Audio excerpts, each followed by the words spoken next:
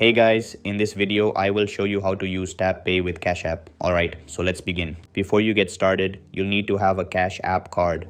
To get one, open the Cash App and tap on the bank icon at the bottom left corner of the screen.